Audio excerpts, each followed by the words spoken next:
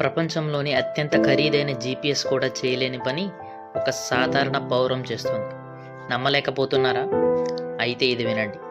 ఈ పావురాన్ని వందల కిలోమీటర్ల దూరంలో వదిలేసినా అది ఒక్కసారి కూడా దారి తప్పకుండా తిరిగి తన గూటికే చేరుతుంది. అసలు ఇది ఎలా సాధ్యం? దాని దగ్గర ఫోన్ లేదు, ఇంటర్నెట్ లేదు, జీపీఎస్ కూడా లేదు. అయినా తన ఇంటి దారిని ఎలా గుర్తుపెడుతుంది? ఈ ఒక్క ప్రశ్న శాస్త్రవేత్తలను సంవత్సరాల పాటు ఆశ్చర్యపరిచింది. వాళ్ళు ఎంత ఎక్కువగా పరిశోధించారో అంత ఎక్కువగా షాక్ అయ్యారు.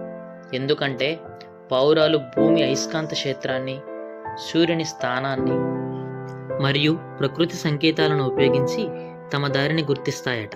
అంటే మనం జీపీఎస్ చూసి దారి కనుక్కుంటే పావురాలు ప్రకృతి ఇచ్చిన జీపీఎస్తో ప్రయాణిస్తున్నాయన్నమాట. ఒక్కసారి ఆలోచించండి. మనిషి జీపీఎస్ను కనిపెట్టడానికి దశాబ్దాలు పట్టింది, కానీ ప్రకృతి మాత్రం ఒక చిన్న పావురానికి లక్షల సంవత్సరాల క్రితమే జీపీఎస్ ఇచ్చేసింది. అందుకే ప్రపంచంలో అత్యంత తెలివైన టెక్నాలజీ మనిషి తయారు చేసింది కాదు, ప్రకృతి తయారు చేసింది. ఇలాంటి ఆశ్చర్యకరమైన విషయాల కోసం సబ్స్క్రైబ్ చేయడం మర్చిపోవద్దు.